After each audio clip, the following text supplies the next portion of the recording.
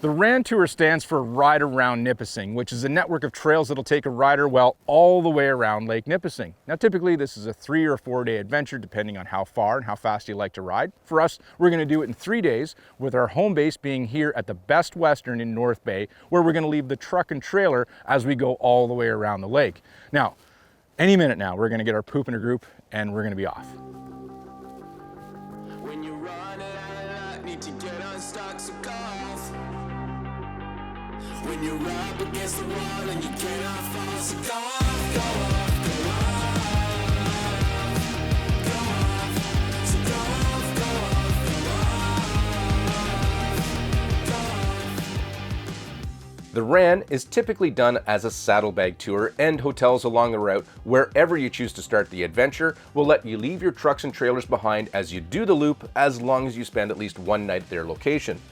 Our crew arrived here in North Bay yesterday evening, so we could get a good start to the trip after a night's rest. For our tour, we'll be taking a counterclockwise direction around the lake over the 3 days we expect to be out on the loop. The Best Western here in the Bay is located on the shores of Lake Nipissing, so it doesn't take long to get the first glimpse of the lake we'll be riding around. At over 870 square kilometers, Lake Nipissing is Ontario's third largest lake within Ontario's borders.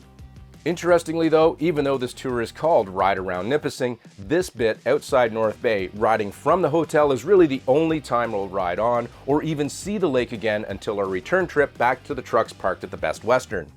Now, there are opportunities to get back to the lake if you choose to get off the designated RAN route and spend time on additional club trails located around the lake, especially in the western and southern portions of the tour. With the RAN taking riders through 11 different club zones, there's plenty of trails available if you want to add time and distance to this experience. Our 3-day route, with overnight stops in Sturgeon Falls and Port Loring, will be right around 400 kilometers and is the most direct route around the tour. Now, knowing the areas we'll be riding in, it would be easy to add days and distance to this trip on some of the most scenic trails in Ontario.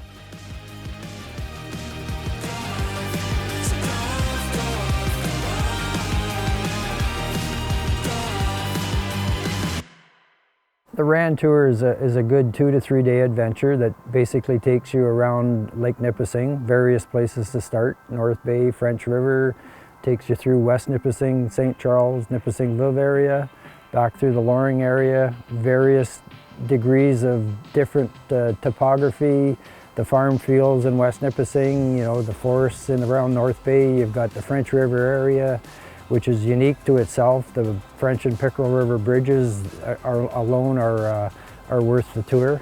2-3 days you can do it. You could probably do it in 2 days if you just wanted to ride, but if you actually wanted to enjoy and make it into a 4 or 5 day, you could stop in any one of the, say the Argyle area in the Port Loring area.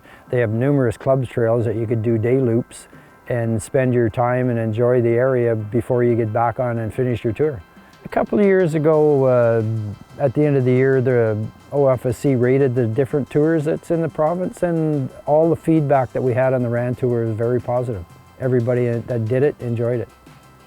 If you're coming up to do the RAN tour, I would say, don't want to be prejudiced, but North Bay does have a lot of amenities, and I mean, we are right situated on the lake, and there's numerous hotels along the lake, adequate parking.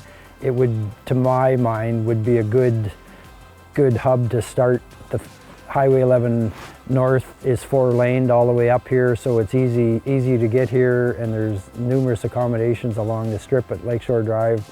To me, it would be a great place to start. You leave in North Bay, you're actually on an AD trail, which is a major trail, and for the most part, you run into a few club trails, but really there's not a lot of difference. They get the same amount of grooming. The fact that it's on a tour loop, you try to make sure that it's up to snuff on any given day. So basically, you're on a similar trail.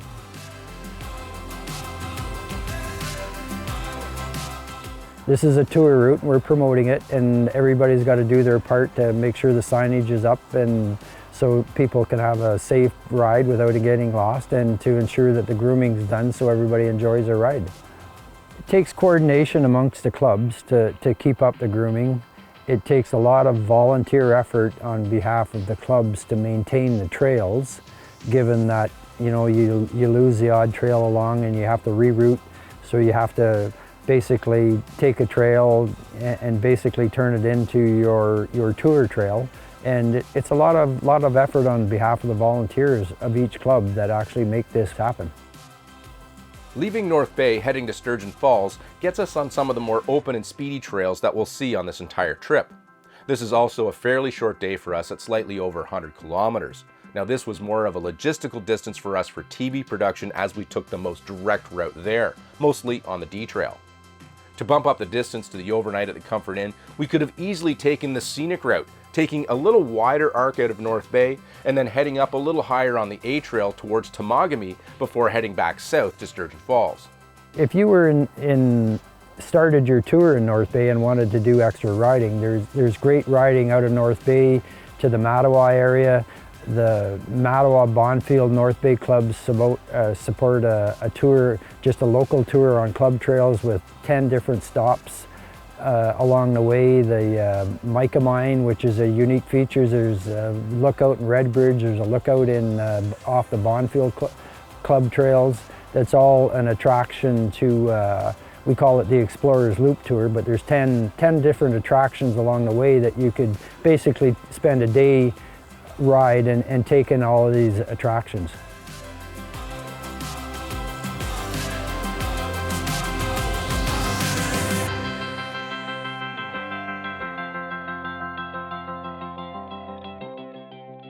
Day 2 was our longest scheduled ride of the tour, with right around 200 kilometers of trails ahead of us around the western end of the loop and on down to Port Loring.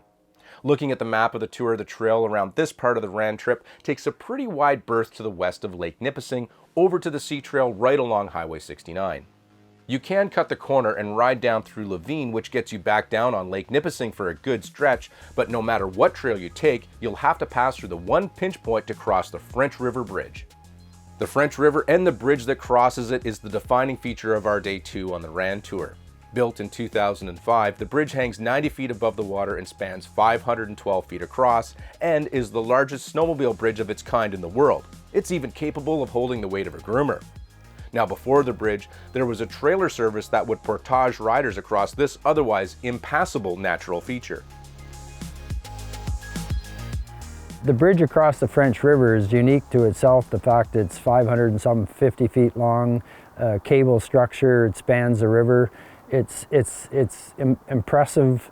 It was put in years ago when the trails were being established. At that time, the highway to get across the river, you basically needed a bridge because that was the only way. You couldn't cross on the highway. So the bridge got put in probably 20 years ago.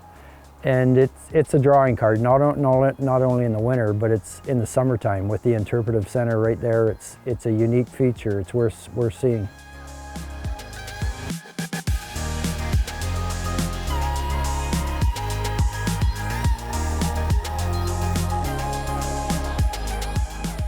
This part of the trail is also heavily influenced by the rocky Canadian Shield. The trails definitely seem to be much tighter in this part of the tour as well, with plenty of elevation changes to keep things interesting.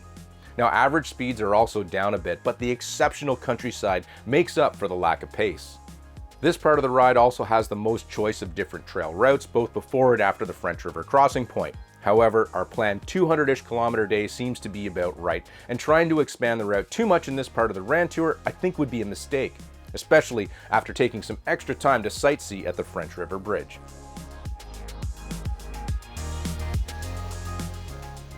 Our destination of Port Loring came into view late in the afternoon for our last overnight stay at the Northland Motel, where we could relax in a comfortable atmosphere, have an early dinner and an adult beverage to bring our second day on the Rand Tour to an end.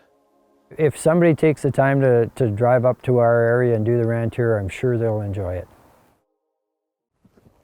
Today is our third and final day of the Rand Tour. Yesterday was our biggest ride day and we put down right around 200 kilometers or so. Today is a little shorter with 100K to get back to North Bay and unfortunately the end of this trip.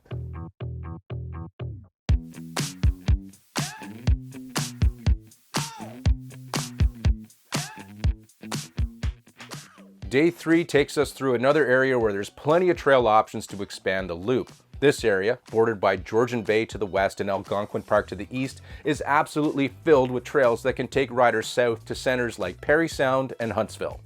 Our route would take us northeast and back to the Calendar Bay area of Lake Nipissing. At this point, we'll be back on the lake to return to the Best Western. Now, it sure was difficult not to add more distance at this point, knowing how good the trails are in this area, but we're all going to be driving home this evening after the day's ride, and we didn't want to be too tired. If you have time, I would suggest staying one more night at whatever point you entered the RAN tour for that last evening. That way, you won't feel the pressure to get back to your vehicle to begin a multi-hour drive home at the end of a long ride day. Our ride experience of the Ride Around Nipissing tour left me thinking one thing, and that's there's so many options when it comes to making this trip. Now, the RAN tour itself is a great experience for any and all riders, and there's definitely a satisfaction in completing a tour loop like this one. But with all the exception areas to ride all around the tour, groups could easily add a day or two to this trip if they wanted to. With Temagami and Sudbury to the north and Parry Sound and Huntsville to the south, there are easy sub-loops that can take you away from the RAN and back again, adding to this adventure. Now, there would even be the ultimate figure-8 ride for you hardcore sledders out there that would combine the RAN and the RAP tours together. The last few days on the RAN tour have been a great little sledding getaway. Our trip took us 3 days and we put on just over 400 kilometers on the sleds. Now, this is one tour I've now been able to check off my to-do list. Hopefully one day you'll get to check this tour off your list as well.